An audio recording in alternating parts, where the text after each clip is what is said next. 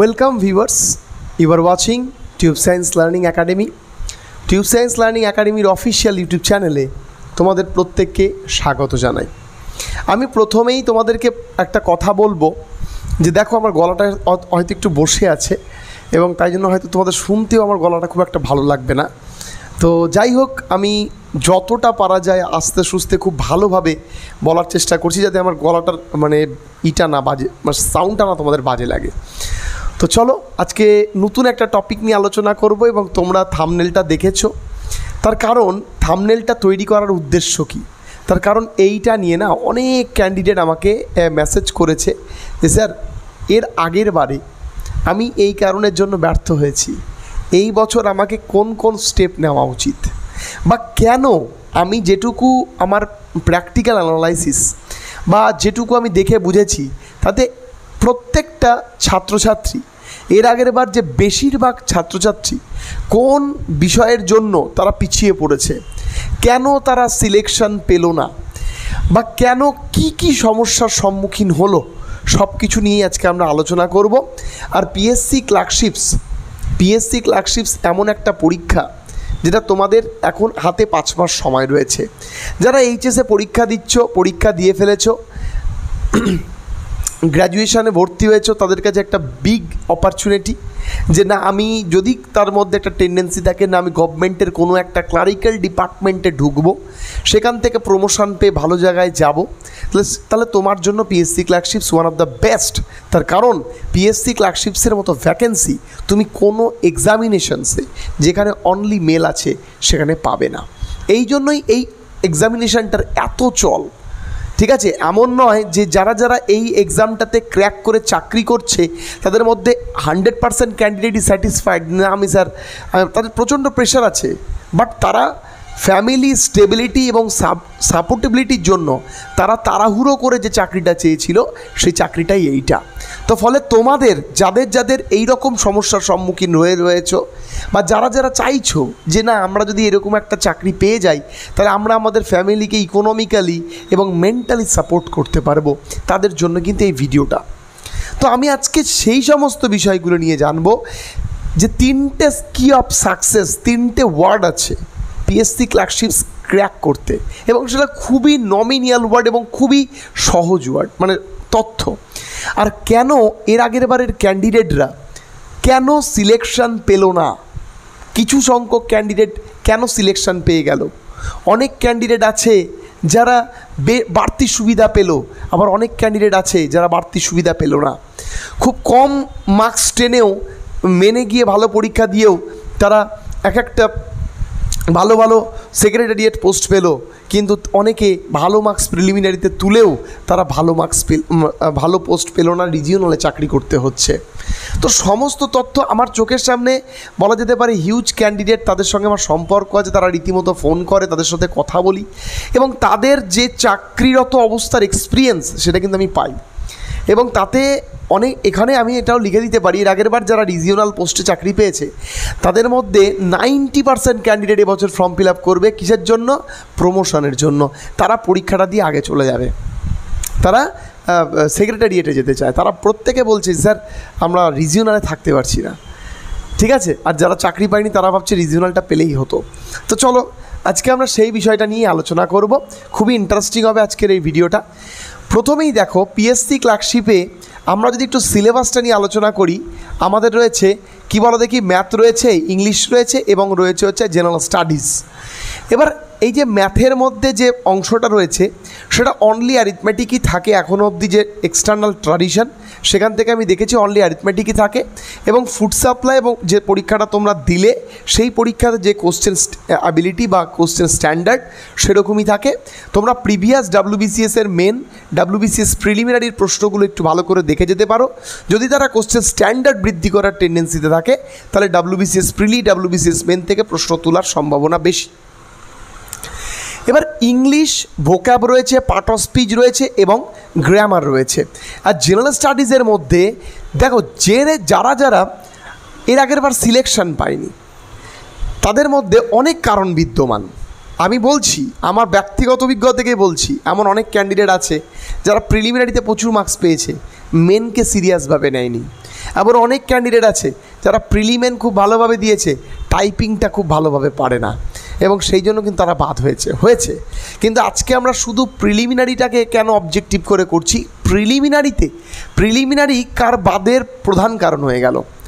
কোনো ক্যান্ডিডেট চাকরি পেল না, তার কারণ তার প্রিলিমিনারিতে নাম্বার নেই, এই জন্য সে চাকরিটা পেল না। দেখো, আমি সেটাই বলছি, যারা এখন অনেক ক্যান্ডিডেট আছে যারা পাশ করেছে, টাইপিংয়ের জন্য বাদ হয়নি, তারা কিন্তু আজকের আলোচনার মধ্যে আসছে না। পরবর্তীতে তোমরা প্রিলিমিনারি পরীক্ষা দেবে, তখন আমি এগুলো নিয়ে আলোচনা করব। জেনারেল স্টাডিজের মধ্যে কোন কোন টপিক থেকে ডাব্লিউবিপিএসসি বেশি পরিমাণে প্রশ্ন তোলে, সেটা তোমাকে একটু ভালো করে জানতে হবে। আমি এইটা নিয়ে বলিনি, কিন্তু আজকে আমি বলছি যে এই কটা টপিক যদি কেউ ভালো করে দেখে যেতে পারে, প্রত্যেকটা টপিক ভালো করে দেখে যেতে পারে, তাহলে আমি তোমাকে বলছি খুব ভালোভাবে 80% অ্যান্সার করা যায়। এবার যে 10টা প্রশ্ন এর মধ্যে দেখো, সবাই কি করে, সবাই ডাব্লিউবিপিএসসি পড়তে গিয়ে যারা নিউ ক্যান্ডিডেট, তারা একটু জেনারেল সায়েন্সের দিকে বেশি ইন্টারেস্টেড হয়, মনে হয় সায়েন্স বেশি দেবে।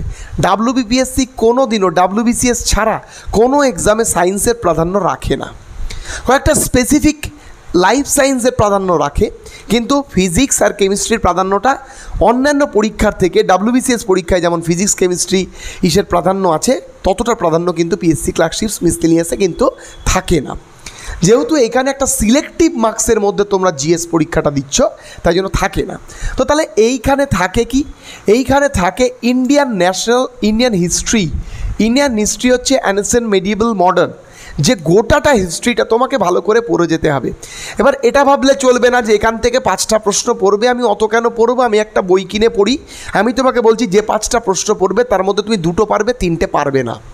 আমি তোমাকে লিখে দিলাম, তুমি 5টার মধ্যে 2টো পারবে, 3টে পারবে না। তার কারণ তারা প্রশ্নটাই এমন করে যে তুমি 2টো পারো বাট 3টে পেরো না, 3টে তুমি পারলে পরে সিলেকশন পাবা। তার কারণ তুমি 50 পেলে তো তাদের কোনো যায় আসে না রে বাবা, তুমি 50 পাও না, তুমি 45 পাও না, তুমি 52 পাও না, তুমি 55 পাও না, কিন্তু তুমি একটা জেনারেল ক্যাটাগরি হলে, এর আগের বার যদি জেনারেল ক্যাটাগরির 70+ কাট আপ যায়, বা 65 বা 67 কাট আপ যায়, আমি জানি না, আমার মাথা থেকে বেরিয়ে গেছে কত কাট আপ ছিল, সম্ভবত 70 আশেপাশেই ছিল। তো সেরকম যদি কাট আপ যায়, তাহলে তুমি কেমন করে ভাবছো, হ্যাঁ 70-র ওপরেই ছিল কাট অফ, তা তুমি কেমন করে ভাবছো যে তুমি 52 পেয়ে তাদের দুঃখ লাগবে, তুমি নাও না 52, তুমি 55 নাও না। তো ফলে এটা মনে রাখবে, ডাব্লিউবিপিএসসি যে প্রশ্নটা সিলেক্ট করে তার মধ্যে ভেবেই নেয় আমি ক্যান্ডিডেটকে 40টা প্রশ্ন পারাবো, সেরকমভাবে প্রশ্ন সেট করব। আমার সব প্রশ্নে না পারিয়ে লাভ নেই, তাহলে তো একটা ব্যাপক ব্যাড রিপোর্ট হয়ে যাবে। ফলে তারা ডাব্লিউবিপিএসসি এমনভাবেই প্রশ্ন করে, দেখবে যারা ডাব্লিউবিসিএস প্রথম দেয় তারা প্রথমেই 60-70 পেয়ে যায়, এবং তারা ভাবে যে এর পরের বার পরীক্ষা দেব আমি 100-র উপরে পাবো। তার পরের বার পরীক্ষা দিচ্ছে, সে সেইবারও 80 পাচ্ছে যদি প্রপার প্রিপারেশন না থাকে। তার পরের বার পরীক্ষা দিচ্ছে, তখন সে 105 পাচ্ছে, 130 কাট আপ যাচ্ছে, তখন সে বলবে এই মা আমার 3টা বছর চলে গেল। আরে বোকা, ডাব্লিউবিপিএসসি এমনভাবেই প্রশ্ন করে যাতে তুমি 40 মার্ক এমনি পাও। এবার 40 মার্ক যদি কেউ না পায়, সেটা তার ব্যর্থতা, সে কোনো রকমভাবেই কোনো নলেজেবলের মধ্যে পড়াশোনাটা করেনি। পরিষ্কার? তাহলে তোমাকে কোন কোন জায়গা থেকে প্রশ্ন খুব ভালোভাবে দেখতে হবে, বা কোন কোন টপিক খুব থরলি দেখতে হবে ইন্ডিয়ান হিস্ট্রি, এবং বেসড, অবশ্যই আমি এখানে বেসড অন আইএনসি লিখেছি, ইন্ডিয়ান ন্যাশনাল কংগ্রেস, এটা মডার্ন হিস্ট্রি দেওয়া উচিত ছিল। মডার্ন হিস্ট্রিকে স্পেশাল এমফ্যাসিস দেবে, special emphasis on modern history. Modern history সভা, সমিতি, কাব্য, গ্রন্থ, ইন্ডিয়ান ন্যাশনাল কংগ্রেস, বিভিন্ন কংগ্রেসের সেশনস, বিভিন্ন একবারে থরলি পয়েন্ট টু পয়েন্ট পড়তে হবে, তাহলে তুমি পারবে। ঠিক আছে, বোঝো, 5টা প্রশ্নের মধ্যে 3টা প্রশ্নই মডার্ন থেকে থাকবে, 2টো প্রশ্ন এদিক ওদিক থেকে থাকবে, এবং 2টো প্রশ্ন দেখবে তুমি পারবে। মডার্নের যে প্রশ্নটা থাকবে সেটা কিন্তু অনেক স্টেবল প্রশ্ন থাকবে, পাশ্চাত্য শিক্ষা টিক্ষা ভর্তি করে দেবে। হলো, এইবার চলে আসি ইম্পর্টেন্ট কারেন্ট অ্যাফেয়ার্স। জানো, কারেন্ট অ্যাফেয়ার্স এমন একটা সেকশন, সবাই কী করে, অ্যাচিভার্সটা কেনে মান্থলি পড়াশোনা করে এবং ভাবে যে অ্যাচিভার্সের কমন পড়বে। আমি তোমাকে বলি, অ্যাচিভার্স থেকে যদি কমন পড়ে, অ্যাপয়েন্টমেন্টই বেশি কমন পড়ে। তুমি লক্ষ্য করে দেখবে, অ্যাচিভার্স থেকে যদি কমন পড়ে না, ডাব্লিউবিসিএসে অ্যাপয়েন্টমেন্ট বেশি কমন পড়ে। তাছাড়া কমন কেন পড়ে না? তার মানেটা কি? তার মানে হচ্ছে তুমি এমন কিছু কারেন্ট অ্যাফেয়ার্স যেটা স্কিপ করে যাচ্ছ, তো সেগুলো পড়তে হবে কোথা থেকে? সেটা অনলাইনের বিভিন্ন ওয়েবসাইট আছে, আমি সেগুলোর নাম বলতে পারবো না, সে ওয়েবসাইট থেকে তোমরা পড়তে পারো। তোমরা যদি নাম জানতে চাও, হোয়াটসঅ্যাপ নাম্বার আছে, তোমরা হোয়াটসঅ্যাপ করবে, কোনো প্রবলেম নাই, আমি বলে দেবো। কিন্তু আমি পাবলিক প্ল্যাটফর্মে এমভাবে বলতে পারবো না, ঠিক আছে? এবার যারা যারা আমার ব্যাচে রয়েছে, আমি তোমাদের ওই অনলাইন ইনস্টিটিউশনের পিডিএফগুলো নিয়ে মার্কিং করে করে পড়াচ্ছি যে এগুলো পড়ো, ওগুলো পড়ো না, এগুলো পড়ো, এগুলো পড়ো না, ঠিক আছে? তো আমি চাইলে পড়ো, তোমরা যদি চাও আমরা 1-2 দিন আমরা দিয়েও দেবো বিভিন্ন কারেন্ট অ্যাফেয়ার্সের ফ্রি ক্লাস। তোমরা আমাদের অ্যাপ ডাউনলোড করতে পারো, দেখো নিচে অ্যাপের রয়েছে, সেটা তোমরা ডাউনলোড করতে পারো। App tube science learning play store থেকে ডাউনলোড করতে পারো। চলো এইবার আমি একটা কথা বলি, কারেন্ট অ্যাফেয়ার্স আইএনসি তো হয়ে গেল। এইবার জানো পলিটিক্যাল সিস্টেম অ্যান্ড কনস্টিটিউশনস, এখান থেকে মিনিমাম 5টা প্রশ্ন থাকে, এখান থেকে 5টা থেকে 7টা প্রশ্ন থাকে, এখান থেকে 5টা প্রশ্ন থাকে। তুমি দেখো হিসাব মতো এখান থেকেই 15 পাবে। আর এইখান থেকে Indian geography special emphasis of West Bengal river system and anythings, এটার পরে মোটামুটি ধরো তুমি 4-5টা প্রশ্ন পাবে। আমি তোমাকে বলে দিলাম, দেখবে তুমি এর থেকে বেশিও পেতে পারো। এবার দেখো এই কটা ঠিকঠাকভাবে পড়ে নেওয়ার পর তুমি জেনারেল সায়েন্স পড়ো। এই কটা না পড়ে জেনারেল সায়েন্সের জন্য ঝোঁকা কিন্তু কোনো লাভ নেই। জানি না যারা যারা আমাকে বলে যে স্যার জেনারেল সায়েন্স কতটা পড়বো, কোনগুলো পড়বো, মনে রাখবে তুমি 10 বার জীবন মুখোপাধ্যায় রিভিশন মারো, 10 বারই মনে হবে নতুন, এইটা পড়েছি ওইটা পড়িনি।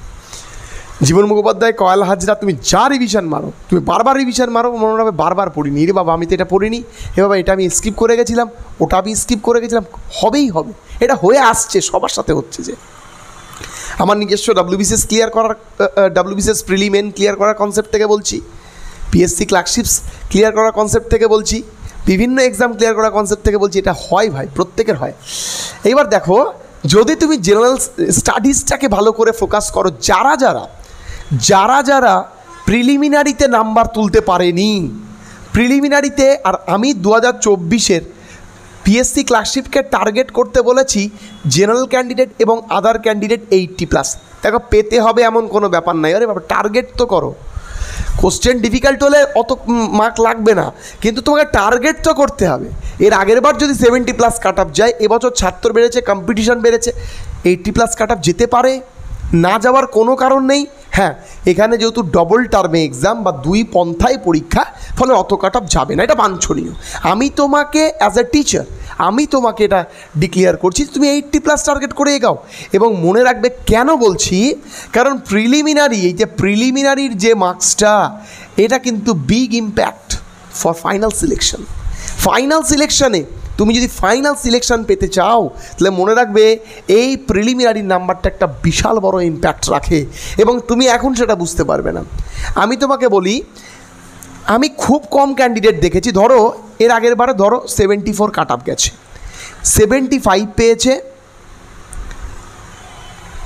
অনেক ক্যান্ডিডেট আছে 75 পেয়েছে, তারা মেন ভালো পরীক্ষা দিয়েছে, বেরিয়ে গেছে। কিন্তু অনেক ক্যান্ডিডেট, বেশিরভাগ ক্যান্ডিডেট আছে 75 পেয়েছে, মানে লাগোয়া কাট অফ 74-এর থেকে 1 নম্বর পেয়েছে, তারা এলিমিনেট হয়ে গেছে। কেন?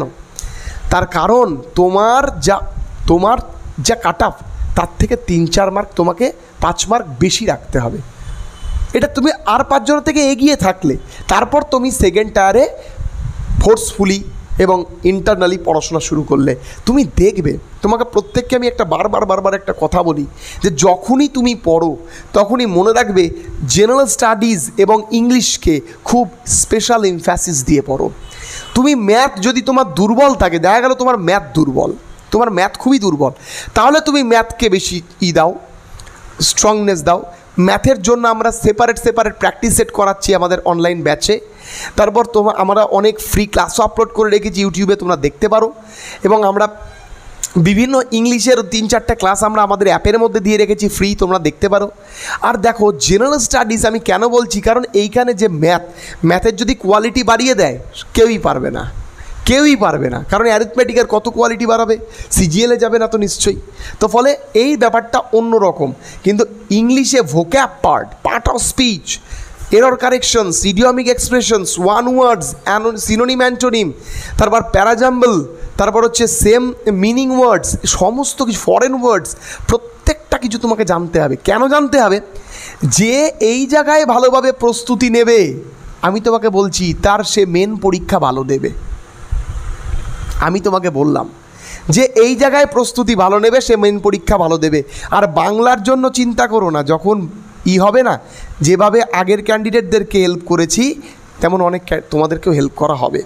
কিন্তু এই জায়গাটা গুরুত্বপূর্ণ, কারণ এই জায়গাটা স্কোরিং পেপার, এখানে 30 থাকলে 29 উঠাতে হবে। এবার যদি কোশ্চেন ডিফিকাল্ট থাকে তোমাকে, এবার যার ম্যাথ উইক, আমি তোমাকে বলছি ম্যাথ উইক কি, প্রথমে চ্যাপ্টার ওয়াইজ ম্যাথ কমপ্লিট করো, আমাদের অ্যাপের মধ্যে কমপ্লিট করা আছে, ব্যাচের মধ্যে তোমরা দেখতে পারো, আমাদের কোর্স কিনতে পারো। অথবা তুমি চ্যাপ্টার ওয়াইজ, তোমার কাছে যে বইটা রয়েছে সেই বইয়ে চ্যাপ্টার ওয়াইজ আগে শেষ করো, তারপর তুমি প্র্যাকটিস সেটে যাও। টেক্সট বুক বিভিন্ন অ্যাপ প্ল্যাটফর্ম রয়েছে, সেখান থেকে তুমি প্র্যাকটিস করতে পারো, কোনো প্রবলেম নেই, প্রবলেম কিছু নেই, ঠিক আছে? শুধু তোমার ইচ্ছা লাগবে। আর সবচেয়ে ইম্প্যাক্ট ফেলবে, আমি তোমাকে বলি, এই যে এই দুটো মিলে হয়তো 60 থাকবে, বাস 65 থাকবে, যাই থাকবে, এই দুটোর মধ্যে তুমি দেখবে 90% ক্যান্ডিডেট 45 থেকে 50-র মধ্যে থাকে, মানে 40 থেকে 50-র মধ্যে থাকে, যারা মনে করে সিলেক্টেড ক্যান্ডিডেট, মানে সিলেকশন হবে, পড়াশোনা ভালো করে রেখেছে, তারা পার্থক্যটা করে যায় এই 40 মার্ক বা 35 মার্ক। এই মধ্যে ধরো কেউ পেয়ে গেল 40-এ 32, তাহলে কত হলো? 72 হয়ে গেল। আর এর মধ্যে কেউ পেলো ধরো 12, তাহলে কত হলো? 62 হয়ে গেল। কী লাভ হলো? তো ফলে আমার মতে WBPSC যে কোনো এক্সাম ক্র্যাক করার জন্য, WBPSCর প্রিলিমিনারি, এখানে প্রিলিমিনারিটাই যুদ্ধ হবে। তুমি দেখবে মেনে, এর আগের বারও মেনে কিন্তু অত যুদ্ধ হয়েছিল না, মেন যুদ্ধ প্রিলিমিনারিতেই হয়ে যায়, কারণ আধা ক্যান্ডিডেট তো বাদ হয়ে যায়। যদি এখানে 14 লাখ 15 লাখ ক্যান্ডিডেট থাকে, 60,000 ক্যান্ডিডেটকে পাস করাবে 1:10-এ। যদি এখন 5,000 ভ্যাকেন্সি থাকে, 50,000কে পাস করাবে। যদি 10,000 ভ্যাকেন্সি থাকে, 1 লাখ পাস করাবে। তাহলে তো আগেই তো বাদ। এই 1 লাখের মধ্যে যারা সিরিয়াস, তারা তখন কিন্তু ব্যাপারটা অন্যরকমভাবে নেবে। আবার তারপরে যারা সঠিকভাবে নাম্বার তুলতে পারবে, তাদের কিন্তু অবশ্যই অ্যাডভান্টেজ থাকছে। তো অবশ্যই তুমি ফোকাস করো। 3টে কি ইম্পর্টেন্ট কি বলছি, ফোকাস অন প্রিলি। অবশ্যই এখন কিন্তু মেন নিয়ে চিন্তা করার কারণ নেই, প্রিলিমিনারিতে ফোকাস করে এবং যত সম্ভব বেশি নম্বর তোলা যায় তোমাকে তুলে রাখতে হবে, ঠিক আছে? Specially in general study, GS, general স্টাডিজে তোমরা অবশ্যই জেনারেল স্টাডিজে ফোকাস করো। আর যার ম্যাথ দুর্বল, দেখো ম্যাথ আর ইংলিশের মধ্যে না কারো দুটো একসাথে দুর্বল হয় না, দুটো একসাথে স্ট্রং হয় না। যার ম্যাথ স্ট্রং সে ইংলিশের পিছনে লাগো, যার ইংলিশ স্ট্রং সে ম্যাথের পিছনে লাগো। ভালো করে বুঝবে, যার ম্যাথ স্ট্রং সে ইংলিশের পিছনে লাগো, যে ইংলিশ স্ট্রং সে ম্যাথের পিছনে লাগো। তুমি দেখবে তোমার এই 3টে জিনিস ফোকাস প্রথমে করো প্রিলিতে, তারপর তুমি স্পেশালি জিএসকে স্পেশালভাবে টাইম দাও, আর তারপরে ম্যাথ ইংলিশকে আমি যেভাবে পড়তে বললাম, যার ম্যাথ স্ট্রং সে ইংলিশে নজর দেবে, যার ইংলিশ স্ট্রং সে ম্যাথে নজর দেবে, ঠিক আছে?